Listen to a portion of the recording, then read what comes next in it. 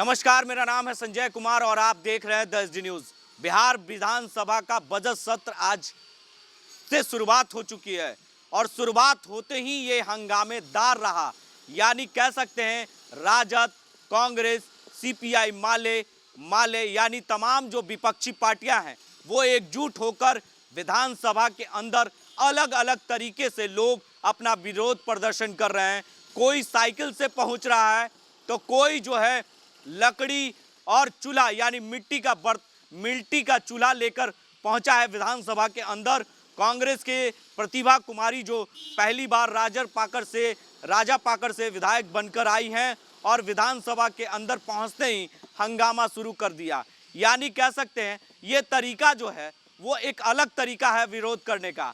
इसको यानी कह सकते हैं पेट्रोल और डीजलों के दाम जिस तरह से बढ़ रहे हैं और अंतर्राष्ट्रीय बाजारों में पेट्रोल और डीजलों के दाम कम हो रहे हैं, रसोई गैसों के दाम में वृद्धि हो रही है प्रतिदिन, जिसको लेकर जो कांग्रेस विधायिका हैं प्रतिभा कुमारी वो पहुंची हैं मिट्टी का चूल्हा लेकर और लकड़ी लेकर। प्रधानमंत्री जिस तरह से लोगों को वादा किए थे कि लोगों के घर तक लकड़ी पर खाना नहीं बनने देंगे, चूल्हा रसोई गैस हर घर तक पहुंचेगा, उन्होंने कई योजनाएं निकाली थी, लेकिन उसके बावजूद भी रसोई गैस के दाम बढ़ रहे हैं।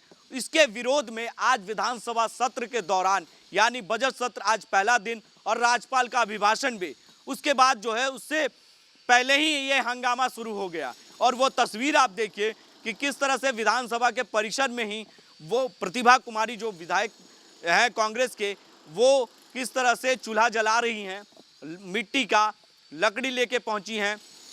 और जो कांग्रेस के कई ऐसे नेता हैं, सीपीआई माले की बात कर ले तो कोई साइकिल से पहुंच रहा है, वो तस्वीर भी आप देखिए कि किस तरह से साइकिल से पहुंचे। यानी इसका उद्देश्य यही है कि पेट्रोल और डीजलों के दाम प्रतिदिन बढ़ रहे हैं, इसके खिलाफ यानी सरकार के खिलाफ इन्होंने मोर्चा खोल दिया है।